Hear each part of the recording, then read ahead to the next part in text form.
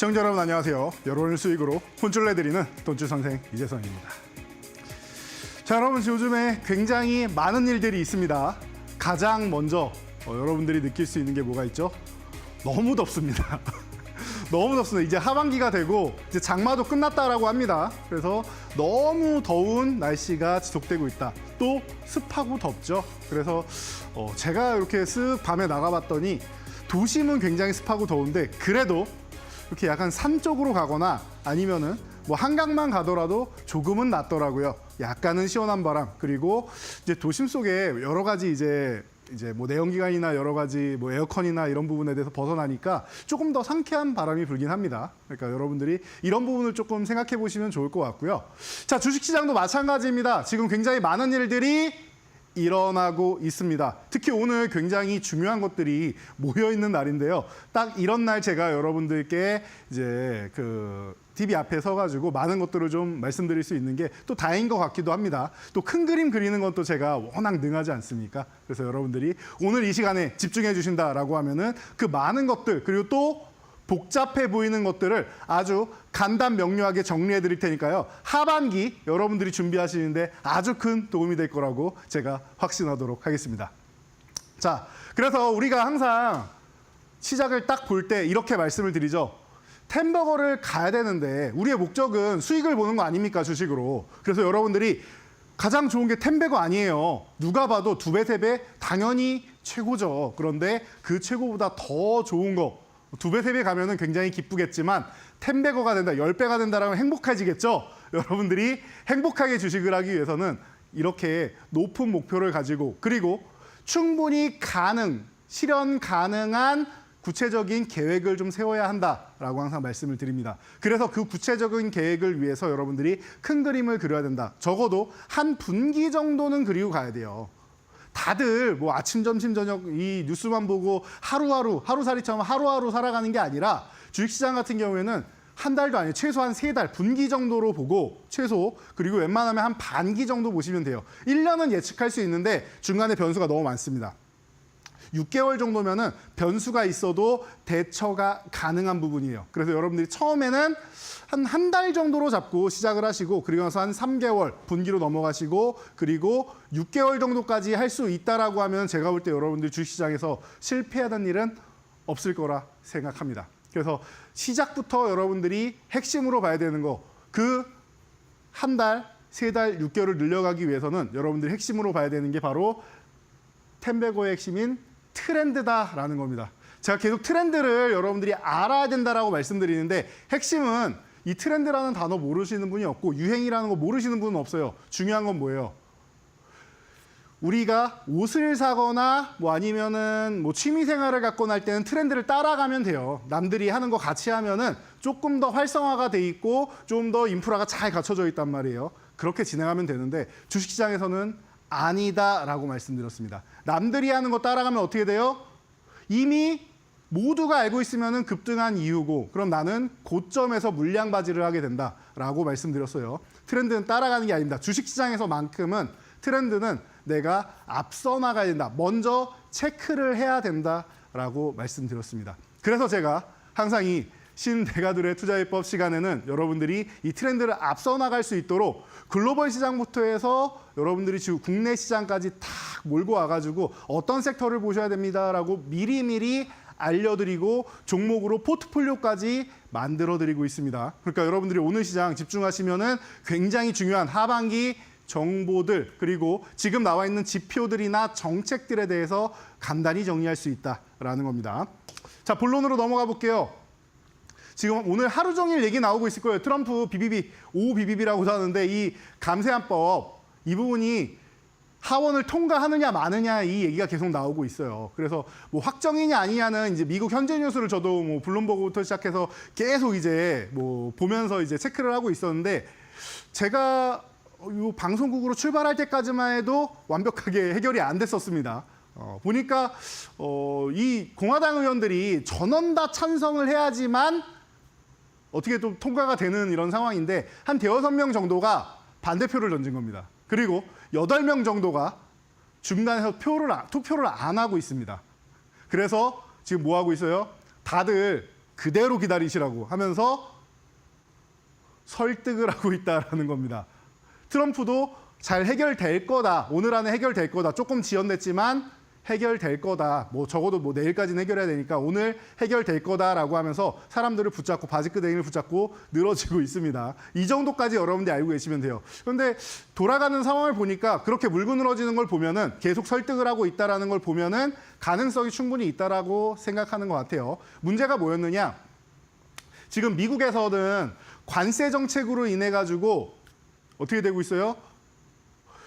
외부에서 해외에서 지금 오늘도 이제 뭐 베트남 같은 경우도 그러고 기존의 영국 같은 경우도 그러고 이제 두 개국, 2개국이 이제 관세 협정을 맺었는데 중국이랑 우리는 다 유예된 상태고요. 8일까지니까 이제 다음 주 안에는 해결을 해야 돼요. 그런 상황이라서 이 부분에 대해서 관세를 많이 걷어가지고 자체 지금 법안이 감세한 법이잖아요. 이름 자체가 우리 한국식으로 보면은 세금을 좀 줄여가지고 가는 건데 그러면은 세금이 줄어들면 어디선가 충당을 해야 될 거 아닙니까? 그래서 이 관세가 어느 정도 대안이 되지 않느냐라고 했는데 반대하는 사람들 입장에서는 그걸로는 택도 없다라고 하는 겁니다. 그래서 뭐 3조 달러 이상이 더 재정 적자가 날 것인데 이거를 어떻게 우리가 시민들, 미국의 시민이죠. 시민들 생각해서 어떻게 이걸 통과시키느냐라고 주장을 하는 겁니다. 충분히 이해가 가는 바예요. 그래서 이런 상황이 나왔다라는 거. 민주당 같은 경우는 본인들 정책을 그냥 아예 반대하는 정책이기 때문에 민주당은 당연히 모두가 반대표를 던졌고요. 이런 상황이 벌어지고 있다라는 겁니다. 그런데 들어올 때 보니까 거의 이제 그 설득이 끝나간다라는 얘기는 있는데 확정된다면 우리 한번 보자고요. 그래서 내일 아침에 되면은 여러분들이 뭐 확인하실 수 있을 것 같습니다. 그래서 감세안법 이런 부분이 미국에서 기다리고 있다라는 거, 그리고 미국을 위한 법이 이제 진행되고 있다. 근데 이렇게 되면 어떻게 돼요? 여기서도 감세안법에서도 관세뿐만 아니라 다른 데서 이제 보조금을 줄이는 방법 하는데 거기서 친환경 같은 경우가 나오는 거죠. 그래서 일론 머스크랑도 계속 충돌을 하고 있고 하는 이런 부분들이 같이 나오고 있다 생각하시면 될 것 같아요. 미국에서도 친환경에 대해서 보조금 주던 거를 줄이거나 철폐한다라는 얘기가 계속 나오고 있죠. 그래서 그에 해당되지 않는 섹터를 여러분들이 보시면 되지 않나라고 생각합니다. 그리고 다우지수는 지금 생각보다 더 좋은 흐름을 보이면서 어떻게 되고 있어요? 이제 사상 최고치를 향해서 코앞에 두고 있다는 거 정도 체크하시면 되고요. 나스닥도 마찬가지입니다. 그런데 나스닥은 유동성이 좀 더 중요해요. 여기 성장 섹터도 많고 하기 때문에 기술주, 성장주가 많기 때문에 나스닥 같은 경우는 이번 고용 보고서, 고용 지표가 지금 거의 매일매일 발표되는데 제가 결론적으로 이렇게 딱 정리해서 여러분들께 그동안 꾸준히 말씀드렸던 게 뭐였냐? 이겁니다. 고용은요. 5월까지 괜찮아요. 5월까지. 5월까지는 괜찮았다. 그런데 바뀐 게 뭐예요? 흐름이 바뀐 게 지난주 신규 실업수당 청구 건수도 안 좋게 나왔고 계속 보면 6월부터는 조금 흔들리기 시작해요. 그래서 6월부터는 조금 리스크가 생긴다. 고용 부분에서. 아니 뭐 경제지표 많은데 뭔 고용만 얘기하느냐라고 하실 수 있는데 제가 항상 말씀드리죠. 미국의 경제지표를 판단하는 제1차 지표가 고용이고 2차 지표가 소매 판매입니다. 소매 판매는 기존부터 조금씩 소비가 흔들리기 시작했었고 고용은 그래도 5월까지는 견조했는데 6월부터는 흐름이 좀 바뀌고 있다는 겁니다. 그래서 요즘 나오는 얘기가 뭐예요? 이게 뭘 얘기하냐면요. 제롬 파웰 연준 의장이 기존에 이런 경제 상황을 생각하고 지표를 생각한다라고 하면은 사실 금리 인하를 여러 번 했어도 이상할 게 없다. 금리 인하를 하면 주식시장 어떻게 돼요? 유동성이 공급되니까 주식시장에도 자금이 더 흘러들어오고 더욱더 좋아지는 현상이 나온다. 그래서 우리가 유동성 공급, 유동성 장세라는 말이 있죠. 그렇듯이 금리 인하가 되면 좋은데 트럼프도 계속 원하는 거 아닙니까? 그런데 금리 인하를 못하는 이유 트럼프 당신이 관세 정책을 펼치니까 불확실성이 커가지고 오히려 잘못하면은 과도한 유동성 공급으로 인플레이션과 경기 침체가 나올 수 있기 때문에 문제가 된다라는 겁니다. 그래서 이 부분에 대해서 고민을 하고 있는데 이제 7월 금리 인하설이 대두되고 있습니다. 지금 벌써 30% 가까이 육박하고 있어요. 기존만 해도 한 5%밖에 안 됐어요. 지난달까지만 해도. 그런데 30% 가까이 육박하고 있고 7월 FOMC쯤 되면 한 50%도 넘지 않겠느냐라는 얘기까지도 조심스럽게 나오기 시작하고 있습니다. 뭐 크리스토퍼 월러 이사나 FOMC 연준 이사나 이런 사람들이 계속 금리 인하를 주장하고 있습니다. 7월부터 가능합니다라고, 나는 그렇게 생각한다라고 하는 사람들이 하나 둘 늘어나고 있다라는 겁니다. 그거에 가장 큰 근거가 될 수 있는 게 바로 고용지표라는 거예요. 그래서 이렇게 된다라고 하면 미국의 금리를 어느 정도 또 맞춰갈 수 있기 때문에 우리도 금리 인하할 수 있는 여력이 생기는 거죠. 그래서 이 정도까지 여러분들이 체크를 하시면 될 것 같고요. 자, 그리고 유럽 같은 경우는 이미 전쟁이 종료된 것처럼 움직이고 있습니다라고 제가 진작부터 말씀을 드렸죠. 그리고 관세 유예는 아마 유럽은 또 유예가 되겠죠. 저는 그렇게 생각합니다. 제 예상에는 관세를 조율하고 있는 국가들 같은 경우는 한 번 더 유예를 하면서 이제 그 부분을 이제 유예한 구간 안에 맞춰 보겠다라고 얘기를 하고 있어요. 지금은 영국은 사실 협상을 할 이유가 없는 국가예요. 아니 남들은 다 협상하는데 왜 영국은 필요 없느냐? EU 국가가 아니 탈EU를 했죠. 브렉시트를 통해서 국민 투표를 해가지고 EU에서 빠져나왔습니다. 그래서 단독으로 이제 볼 수 있는데 이 영국 같은 경우는 미국에서 적자를 보기 때문에 협상을 하자라는 건데 몇 안 되는 흑자 국가입니다. 미국이. 그래서 영국이랑 사실 협상을 하는 것 자체가 영국이 불리한 건데 빠르게 그냥 마무리 짓는 게 좋은 것 같다라고 해서 영국이 받은 것 같다라는 제 추측도 말씀을 드렸습니다. 그래서 이 정도까지 여러분들이 체크를 하시고, 대신 유럽 같은 경우에는 지금 트럼프의 이 관세 정책에 대해서 굉장히 불편함을 느끼고 있습니다. 그래서 중국하고 어떻게 보면 반트럼프 연합을 형성하고 있죠. 유럽하고 중국이 가장 좀 늦게 되지 않겠느냐라고 예상 정도는 할 수 있습니다. 뭐 생각보다 빠르게 뭐 기습적으로 할지는 모르겠지만 유럽은 적어도 미국을 견제해야 되는 집단이긴 하니까 EU 같은 경우도 조금 늦어지지 않을까 싶습니다. 그래서 관세는 아마 유예가 될 가능성이 높고, 그리고 이제 유럽은 계속 협상 중이다라는 얘기를 하겠죠. 그리고 전쟁이 이제 종료가 돼야 되는데 트럼프가 24시간 안에 종료시키겠다라고 했는데 트럼프가 원하는 대로 되는 게 지금 하나도 없습니다. 아직까지도 반년이 지났음에도 불구하고 전쟁이 아직 안 끝났다라는 거. 젤렌스키도 말을 안 듣고 푸틴도 말을 안 들어요. 그러다 보니까 점점 지연되고 있다라는 거. 그래서 최근에 중동에 가서 미국이 너무 얕잡아 보이는 것 같으니까 미국의 힘을 한번 보여주겠다라 해서 이란을 혼쭐 내준 겁니다. 이 정도까지 체크하시면 될 것 같고요. 그래서 독일도 사상 최고치 돌파해서 전쟁 종료된 것처럼 올라오고 살짝 쉬고 있는데 24,000 다시 한번 넘어가면은 또 달려간다라는 거예요. 글로벌 증시가 이렇게 좋습니다.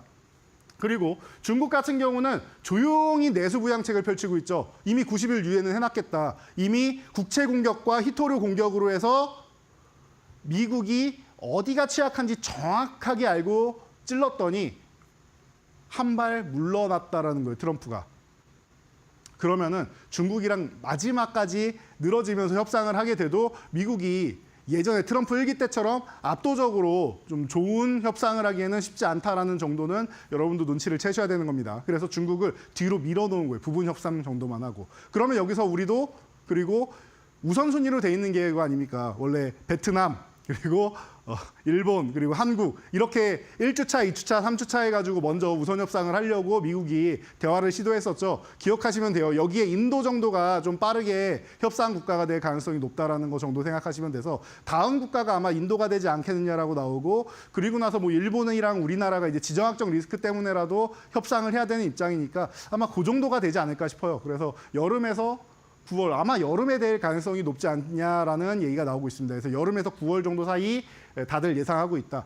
중국은 조용히 유예시켜놓고 나서 6개월 유예시켜놓고 내수부양책 펼치고 있다. 그래서 슬그머니 올라오고 있습니다. 중국도 이렇게 양호해요. 주변 우리나라 장중에 중국 증시도 영향을 같이 미치기 때문에 중국이 장중에 좋아지는 거, 우상향하는 거는 우리한테도 좀 영향이 있습니다. 그리고 중국이 내수부양을 하게 되면 우리나라에서 또 중국이랑 뭐 협력하는 기업들도 많이 있다 보니까 또 어떻게 보면 또 긍정적인 요소를 단기적으로는 만들 수 있다라고 보시면 됩니다.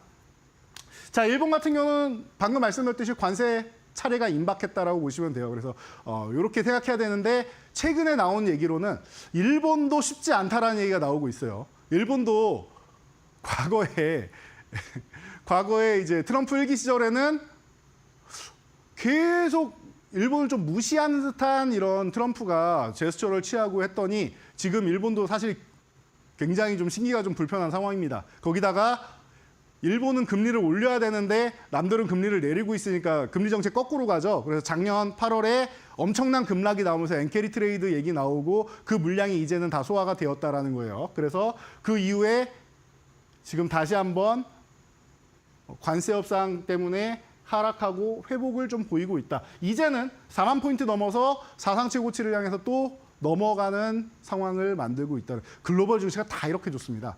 그럼 여러분 우리는 어때야 돼요? 우리도 좋아야죠.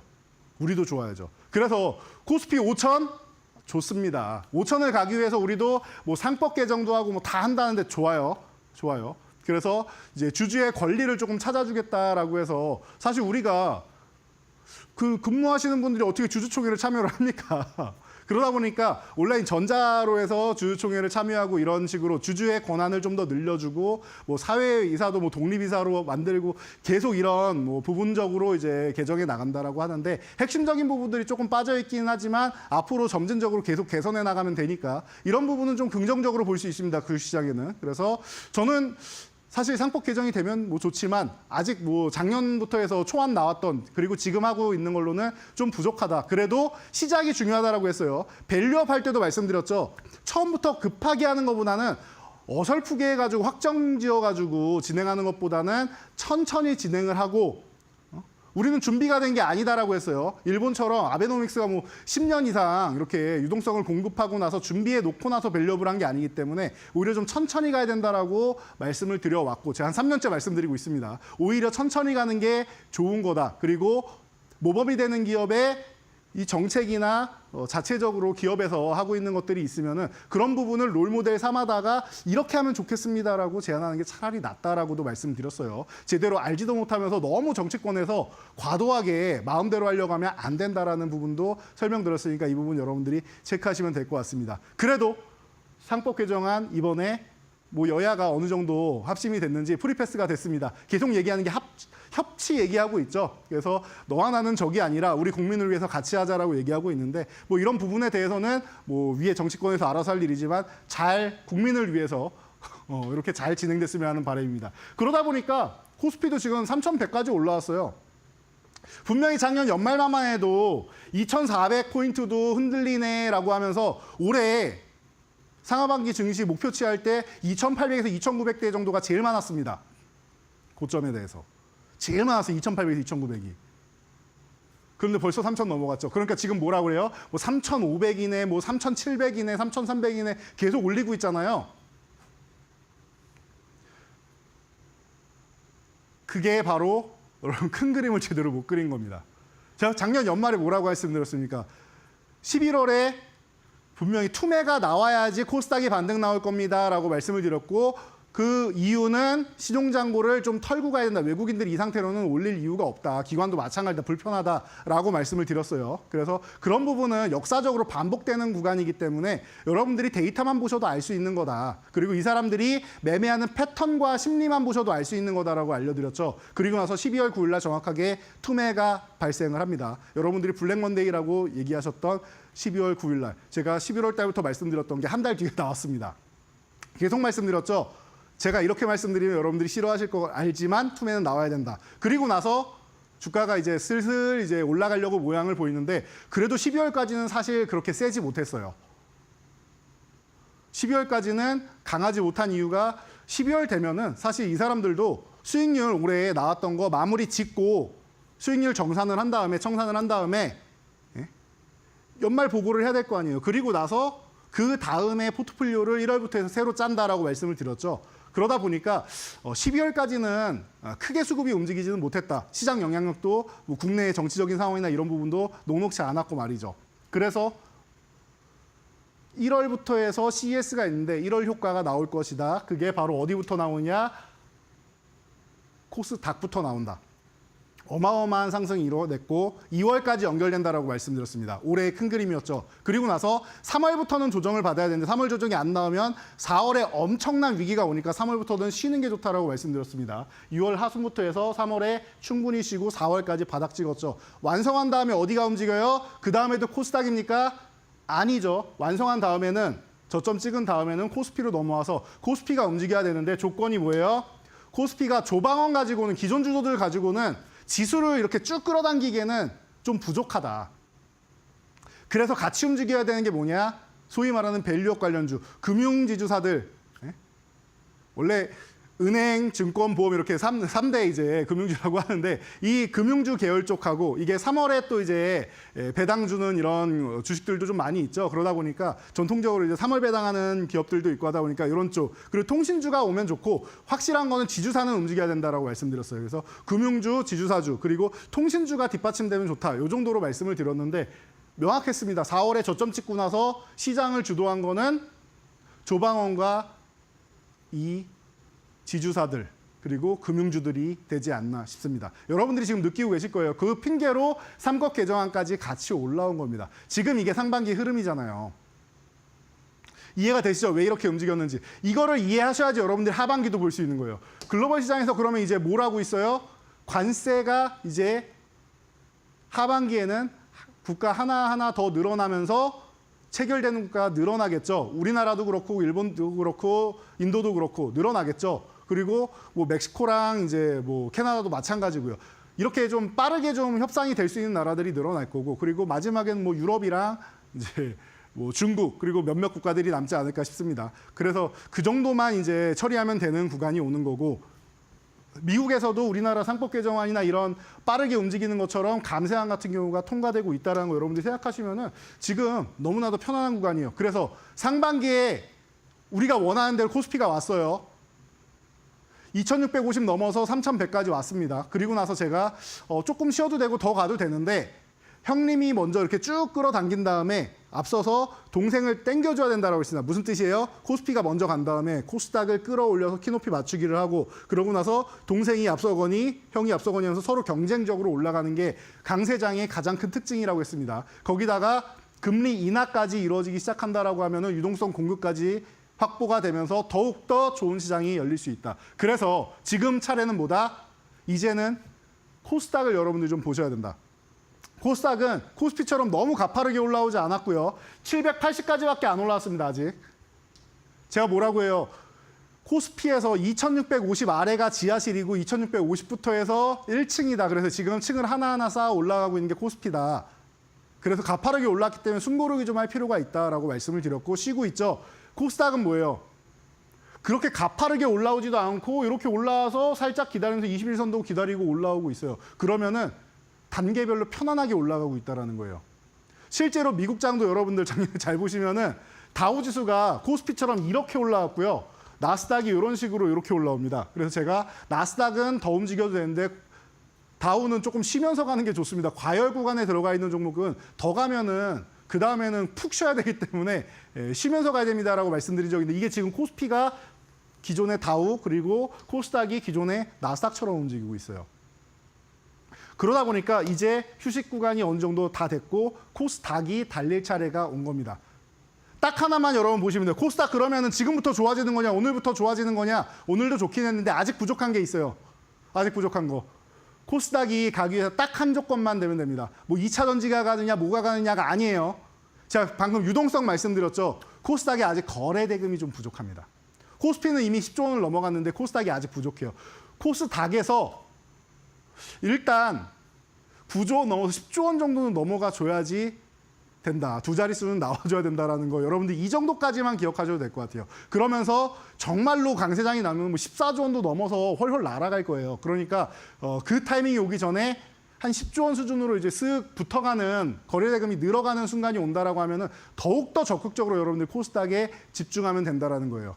거래대금이 아직 안 터져가지고 무거운 종목들이 아직 조금 못 움직이고 있어요. 그래서 이런 종목들, 이런 섹터들 어떻게 공략해야 되는지 오늘 알려드릴 테니까요. 여러분들 코스닥의 거래대금 유심히 보시면서 시장은 이렇게 하반기에는 코스닥 중심으로 움직이고, 그리고 먼저 움직인 다음에 형님 앞서거니 동생 앞서거니 하면서 코스피 코스닥이 같이 움직인다. 그리고 중간에 조정이 한번 나올 텐데 그거만 잘 피해가면 되는데, 그것 또한 제가 어떻게 피하는지 알려드릴 테니까요. 여러분들이 이 신대가 시간만 꾸준히 보시면은 편안하게 하반기에도 그리고 내년까지 해서 수익을 올리면서 트렌드를 앞서가는 매매를 하면서 여러분들이 어떻게 해야 된다?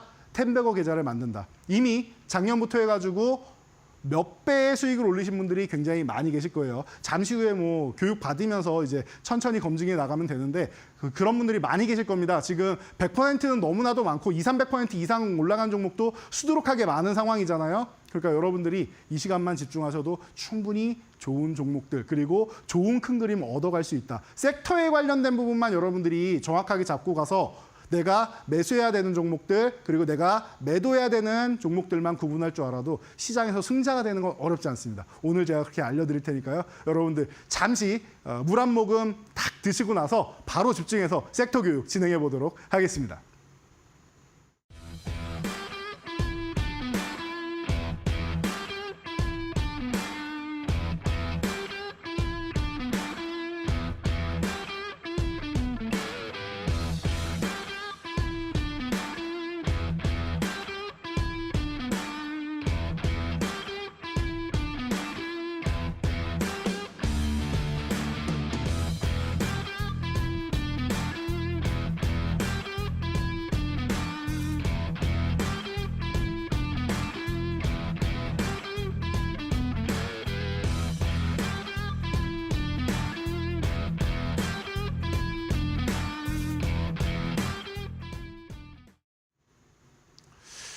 자, 여러분 굉장히 좀 많은 글자가 있는데 오늘은 좀 빠르게 진행하려고 지난주에 주도주는 이미 교체됐다라고 말씀을 드렸습니다. 여러분들이 아직까지 느끼지 못하고 있을 이미 교체됐다라고 했어요. 왜? 이미 코스피에서는 조방원 쪽 중심으로 올라와 있고 상법 개정 정도 오늘 프리패스 됐다라고 말씀을 드렸죠. 이렇게 통과되고 하면은 한 번 정도는 더 치우고 갈 텐데 그 다음에는 휴식 구간을 조금 취하면서 움직여야 돼요. 언제나 우리가 운동을 하더라도 그렇고 뭔가 공부를 하더라도 그렇고 뭐 50분 공부하고 10분 휴식하고 이런 게 있죠. 그런 것처럼 주가도 달리다가 잠깐 휴식, 달리다가 잠깐 휴식. 안 그러면 어떻게 돼요? 정신이 산만해지고 집중력이 흐트러집니다.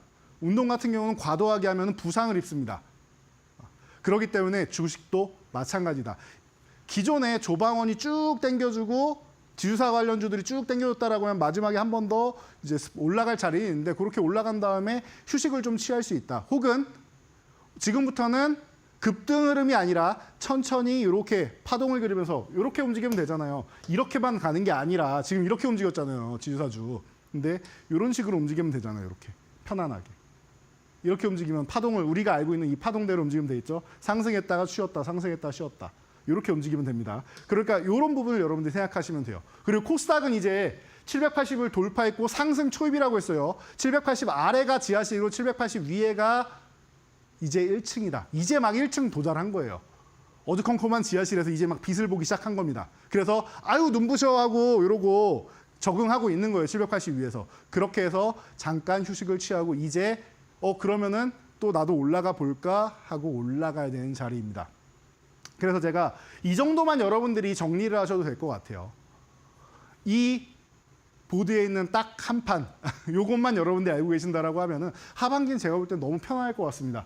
반도체는 이미 지난주에 많이 말씀드렸습니다. HBM, 요리기판, CXL, 소캠 등등 우리나라는 반도체를 빼고 얘기할 수가 없어요. 국가 기간 산업이기도 하고 우리나라를 먹여 살리는 산업이기도 하고 그리고 우리가 그 다음에는 피지컬의 AI니 뭐 이런 뭐 일반 뭐 AI 소프트웨어니 할 때 우리나라에 빅테크 기업이 있는 게 아니라고 했어요. 그래서 뭐 벤처 기업부터 시작해서 이렇게 쭉 끌어올려가지고 기술력을 뽐내는 기업들이 있는데 우리가 챗 GTP나 이런 뭐 원천적인 기술을 가지고 있는 게 아니잖아요. 그렇다라고 하면 이걸 가져다가 써야 되는 그런 입장이기 때문에 그런 부분에서 보면은 조금은 아쉽다. 그러면 그 아쉬움을 달래기 위해서는 반도체가 핵심이 된다라고 말씀을 드렸고요. 그러면은 그걸 가져다가 쓰는데 좀 더 남들보다 소프트웨어적으로든 하드웨어적으로는 좀 더 잘 활용하면 되는 거 아니겠습니까? 그렇게 해서 이제 100조 원 투자 시대를 열겠다. 벤처 기업들 계속 키워내고 그리고 뭐 여러분들이 잘 알고 계시는 지금 요즘에 많이 얘기 나오는 필요사 AI 뭐 지금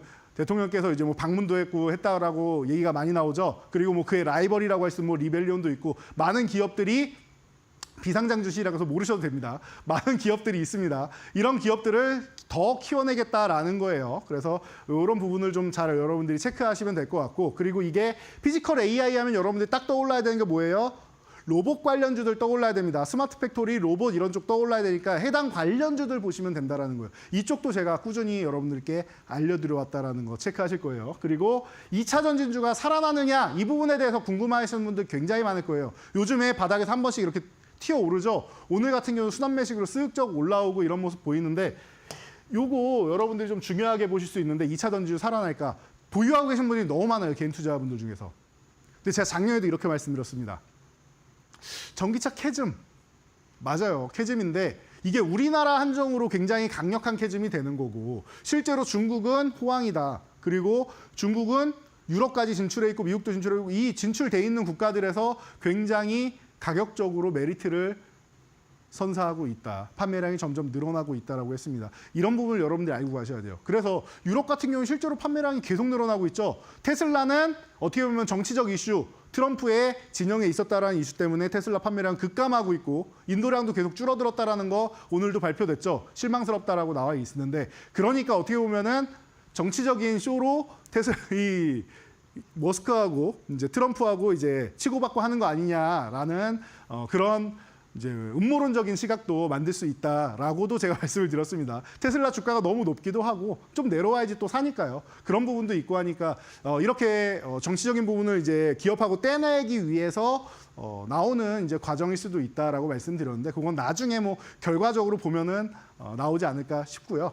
자, 그리고 2차 전지주 우리나라가 이렇게 약한데 유럽은 중국발이 아니라 유럽은 자체적으로도 이 보조 정책이나 여러 가지 측면에서 그 탄소 제로에 대한 열망이 어마어마한 나라들이에요. 그 연합이라는 곳이. 그래서 이곳에서는 올해부터 전기차 시장을 살리려는 움직임이 어마어마하게 일어났고 1월부터 이미 살아나고 있습니다. 캐즘이라는 단어는 사실은 우리나라에 해당되는 단어예요. 그래서 이 캐즘이 언제 끝나냐라고 질문하실 때 저는 작년 말부터 계속 똑같이 일관적으로 말씀드렸습니다. 올해 하반기부터는 조금씩 개선이 되기 시작할 겁니다. 그러니까 바닥은 찍고 조금 턴되기 시작하는 이런 거예요. 사이클이 이렇게 있으면은 여기서 바닥을 찍고 이렇게 턴되기 시작하는 요 구간이 하반기가 되지 않겠느냐라는 거예요. 정말 좋아진다라고 하면 이게 올라오기 시작하는 이런 구간은 이제 내년이 되겠죠. 그래서 올해 하반기부터 내년 뭐 아니면 내년이 아니라 그 이후까지 더 늘어날 수는 있겠죠. 그래서 얼마까지 올라가느냐지 이 구간이 굉장히 중요한 구간이라서 하반기부터는 여러분들 한 종목씩 이제 트레이딩 관점으로라도 바닥에서 탈출하는 종목들이라도 한번 보는 게 좋지 않을까 싶다. 그리고 저는 요즘에 뭐 나트륨 이온도 나오고 하는데 전고체 쪽에 관심이 굉장히 많잖아요. 지금 삼원계 쪽 같은 경우에는 우리나라 기술력이 난이도는 높고 정말 좋은데 사실 가격이 비싸다 보니까 이 부분이 또 LFP랑 비교했을 때 좀 어렵게 흘러가는 이런 모양이다라고 계속 말씀을 드렸죠. 그래서 가격 낮추는 게 지금 굉장히 좀 큰 관건이 되고 있다. 그래서 우리나라도 뭐 ESS 장치 같은 경우에는 이제 LFP를 적용하고 더 저렴한 쪽으로 이제 뭐 계속 이제 확대 정책을 펼치고 있다라고 말씀드렸으니까 2차 전지는 이렇게 생각하시면 되고 하반기부터는 그러면은 사도 되는 겁니까?라고 질문하시면은 모아 가시는 거 괜찮을 것 같아요. 저는.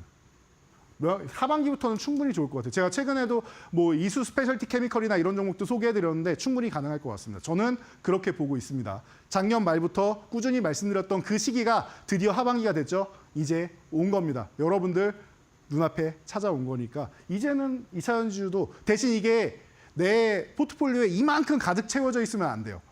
아직까지는 확인된 게 아니기 때문에 제가 말씀드린 건 아직 심증이잖아요. 하반기라고 해도 7월이 될 수도 있지만 9월이 될 수도 있고 10월이 될 수도 있는 거잖아요. 그러니까 그 기간 동안 확인될 때까지는 비중을 조금 적게 가져가시고 확인되면은 그때 비중을 늘리셔도 된다라는 거예요. 저는 심증은 하반기에 충분히 살아날 수 있다. 그리고 이번 여름부터도 저는 조금씩 낌새는 보인다라고 생각해요. 그래서 전 종목은 아니어도 일부 종목은 움직이기 시작한다라고 생각을 합니다. 이 부분을 여러분들이 투자 아이디어로 활용하시면 될 것 같고요. 그리고 정책주와 개별주 이쪽은 그냥 계속 움직인다라고 생각하시면 돼요.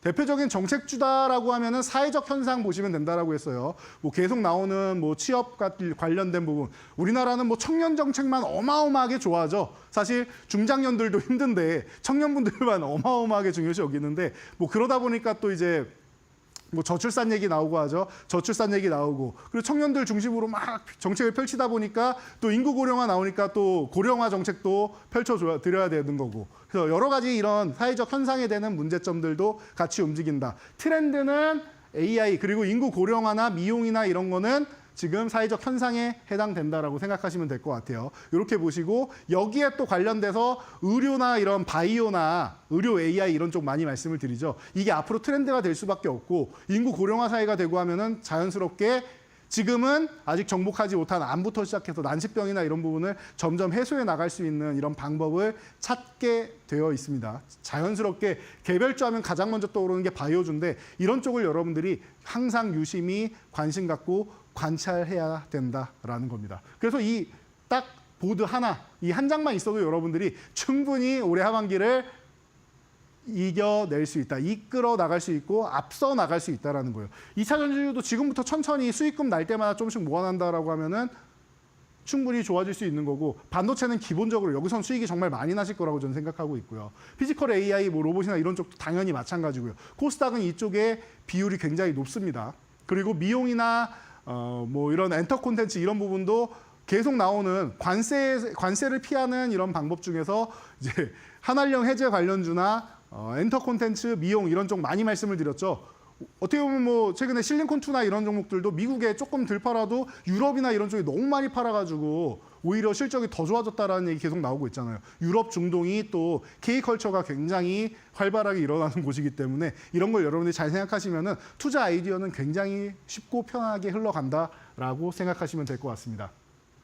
그래서 지난주에 하닉스 말씀드렸었는데 30만 원, 뭐 이거 다 알고 계시죠? 글로벌 점유율 1위인 것도 알고 있고 지금은 엔비디아, 하이닉스, TSMC 이 연합군 쪽 중심으로 해서 HBM이 이루어지고 있고 그리고 올해 어마어마한 성장을 벌이는데 하이닉스가 얼마라고 했죠? 올해 17만 장이라고 했어요. 작년에 10만 장, 아니 10만 장, 올해 17만 장. 그리고 재작년에는 3만 장이었습니다. 그래서 작년만 해도 글로벌 반도체 그룹 뭐 이익 영업이 뭐 1위 뭐 이렇게 얘기가 나왔는데 이제는 더욱더 그 영역을 확고하게 굳히기 위해서 그리고 레거시 반도체 쪽 회복되고 하면은 자연스럽게 이제 삼성전자에서 또 추격할 거 아닙니까? 그리고 삼성전자도 AMD하고 또 연합을 형성을 했고요. 그러면 또 이제 경쟁 체제가 올라갈 수 있는 거겠죠. 자, 올해 그렇게까지 좋아지는 HBM 시장인데 2033년까지 올해의 3배 정도 더 성장한다라고 합니다. 그럼 얼마나 많은 기업들이 필요로 하겠습니까? 그래서 왜 성장하나라고 봤더니 뭐예요? 우리 M7이라고 돼 있는 기업들 있죠. 애플부터 시작해서 구글, 엔비디아, 테슬라, 그리고 마이크로소프트, 아마존, 그리고 메타. 그리고 하나 더 추가해서 제가 브로드컴까지 여러분들 같이 보시면은 깔끔하게 해결됩니다라고 말씀을 드렸습니다. 바로 맞춤형 반도체 시대가 열린다. 엔비디아도 이미 맞춤형 반도체 얘기 나오고 있고 그리고 개인용 AI 얘기 나오면서 소캠 얘기가 나오는 거잖아요. B2B가 아니라 이제 B2C 쪽으로 가겠다라는 거잖아요. 그쪽까지도 우리가 다 점령하겠습니다라고 얘기하고 있는 거 아닙니까? 이것을 엔비디아만 하고 있는 게 아니라 브로드컴이 맞춤형 반도체 잘하는 기업이고 나머지 기업들, 마이크로소프트도 이미 발주가 들어갔죠. 이런 식으로 해가지고 어마어마한 성장을 지금 이룩할 준비가 끝났다라는 겁니다. 그래서 제작 요청 돼 있고 하다 보니까 이미 74% 올라와서 거의 75% 가까이 올라왔죠. 그리고 나서 지금 휴식 취하고 있는데 이 휴식 취하는 가운데 오늘 같은 경우는 삼성전자가 또 멋지게 불기둥 세워주면서 6만 전자 위쪽으로 올라왔는데 제 기존에 말씀드릴 때 한 7만 원대까지는 7만 원 건드려줄지 아니면 회복한 다음에 거기 안착이 될지는 모르겠지만 7만 전자까지는 저는 충분히 가능성이 있다라고 개인적으로는 보고 있습니다. 그런데 안착이 되느냐 그거는 그 뒤에 이제 사업 분야, 이 HBM 분야를 어떻게 다시 한번 회복하느냐가 관건이니까 보면서 말씀드려야 돼요. 이거는 무조건적으로 제가 예언자도 아니고 무조건 AMD랑 해가지고 대박이 납니다. 이렇게 말씀드릴 수는 없어요. 그러니까 이런 정도는 여러분들이 알고 가면서 맞춰간다 생각하시면 될 것 같아요. 한미반도체 바닥권에서 이제 올라오기 시작합니다라고 말씀드렸는데 올라오면서 이 바닥권에서 이 7만 5천 회복하고 나서 눌림목 구간에서 우리가 체크를 했었죠. 그리고 나서 이미 30% 넘었는데 10만 원 요 구간 이렇게 뭐 계속 흔들고 있어요. 너무 좋은 구간입니다. 걱정하지 마세요. 악성 리포트나 뭐 악성 뉴스 기사 이런 거 많이 나오는데 아직까지는 한미반도체가 절대적인 영향력을 끼치고 있다는 거 여러분들 잊으시면 안 됩니다. 그 부분에 뉴스에 흔들리지 마세요. 그리고 주도 섹터가 수단매가 나오고 있다. 핵심 종목들, 이 대장주들에서부터 시작해서 하이닉스가 이렇게 쭉 끌어당겨요. 그러면 모든 수급이 하이닉스에 몰린단 말이에요. 그 다음에 하이닉스가 조금 쉴 때 지금 삼성전자도 움직이고 있지만 이렇게 움직이면서 수급이 돌아갑니다. 어디로? 중소형 섹터 쪽으로 넘어가는 거예요. 그래서 어떻게 된다? 한미반도체 넘어서 이제 제주반도체 같은 종목으로 해가지고 이렇게 바닥권에서 저희가 저전력 반도체 꼭 봐야 됩니다 말씀드렸죠.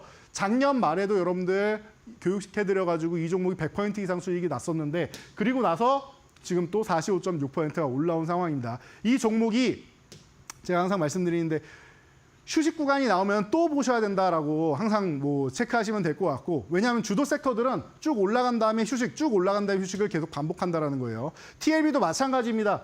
TLB도 소캠 이슈로 해가지고 심텍과 함께 가장 먼저 올라온 다음에 뭐예요? 고점 유지 안 되고 휴식 취하고 있죠. 그래서 우리가 이 휴식 취하는 바닥권 구간 17,000원 요 전후 구간 이런 구간에서 우리가 체크할 수 있다라고 말씀드렸고 지금 37.03% 올라온 다음에 휴식 취하고 있는 거예요. 쉴 때 또 여러분들이 보시면 된다라는 거 체크하시면 되고 피롭틱스 같은 경우도 유리기판 쪽으로 해서 벌써 36.95% 올라온 다음에 쉬고 있죠.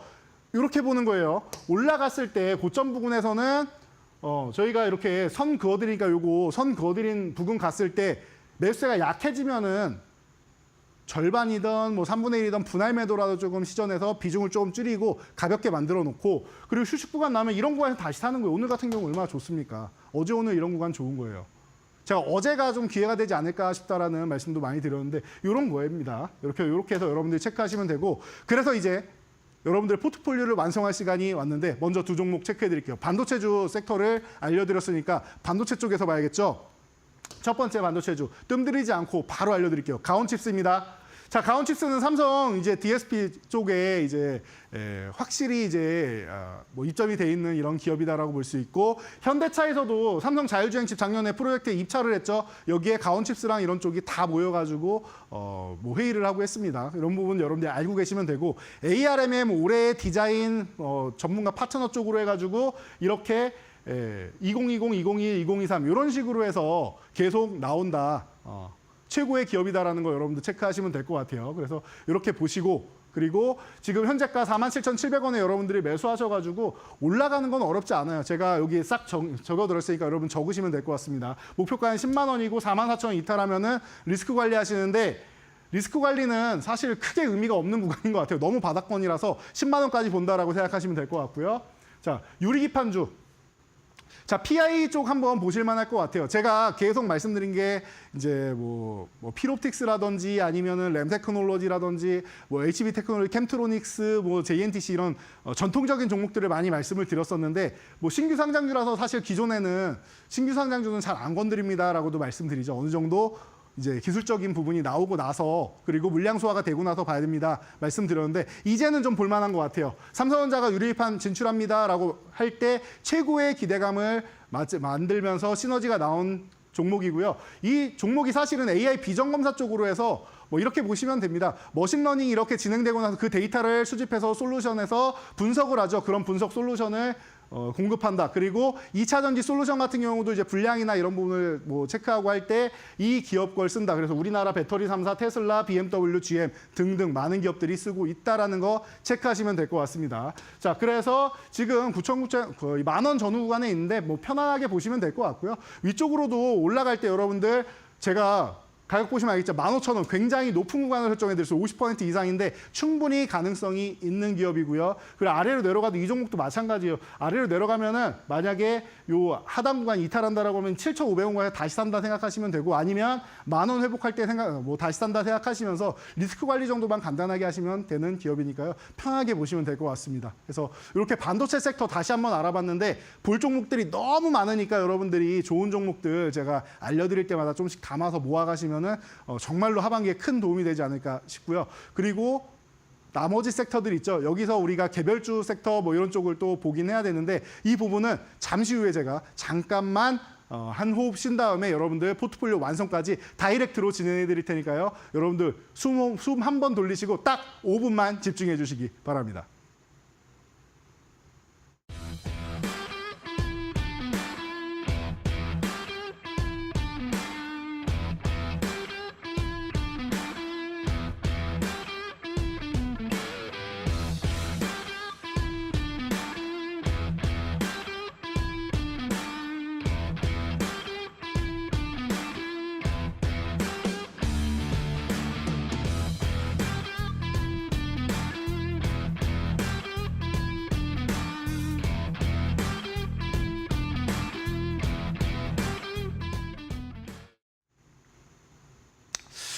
자, 오늘 계속 말씀드리고 있습니다. 코스닥은 바닥권에서 이제 출발한다라고 말씀드렸습니다. 그래서 반도체는 몇 번을 강조해드려도 이상할 게 없다라고 말씀드렸고, 로봇 관련주 제가 무수히 말씀을 드렸습니다. 그래서 여러분들이 이제 이렇게 조금 전에 정리해드린 거 다시 한번 체크하시면은 너무나도 편안하고요. 개별주는 이런 거 보시라고 했어요. 계속 말씀드렸지만 사회적 현상을 보시면 되는 거예요.